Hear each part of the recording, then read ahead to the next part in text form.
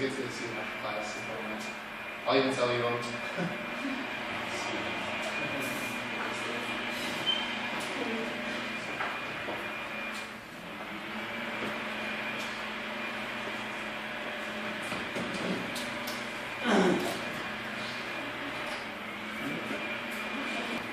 Alright, so hey everybody, my name is Noel, and today I'm here to teach you about how to use a DSLR camera. So cameras, they're everywhere. They're in your phone. Quick selfie. Alright. They're in your laptops, webcamming, and they're, even the human eye is likened to a camera. And you're probably just sitting there wondering, why do I have to learn how to use one? What's the point? Well, keep this in mind. Cameras have helped change the world. So they say a picture is worth 1,000 words, much like this speech. So, alright, the first thing I want to teach you guys about is the camera's shutter speed. So the camera's click, that's your shutter speed. So cameras rely on shutter speed. Shutter speed determines the amount of light exposed in your photo. So if you look through some of mine have like bright shutter speed, they're really bright, or they're really meant for like action photos. So shutter speed is determined in fractions of a second. So 1/100th, 1/4000th. Not trying to brag, but my camera was at 1/4000th of a second. And know that when you're taking pictures of fast-moving objects, use a fast shutter, because you do not want to look like an idiot and take a picture of a fast-moving object at slow speeds, because it'll be all blurry. Don't be a rookie. So snap out of it, like a fast shutter. On to my next topic. I'd like to talk about the ISO of my camera. So your ISO is like the Zen master of your camera. It keeps balance between your light, between the light exposed between your shutter and everything else. Your ISO is your artificial light.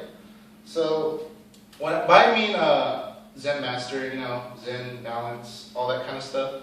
Your ISO balances out the shutter exposure to light. It's measured in numerical values, and basically your shutter determines, your ISO is determined on the environment. So in a classroom like this, I use a low ISO because I don't need that much light because it's already brightly lit. So ISO 100. If I was in, let's say, downtown San Jose, like at night, I don't know why, because it's pretty dangerous, I would use ISO 6400 because I would need a lot of artificial light. But be warned, if you're going to use a high ISO in a dark environment, your pictures may come out grainy.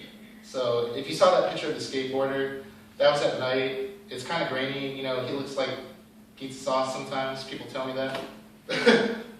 So, ISO relies on your environment. So be mindful of that in conjunction with your shutter.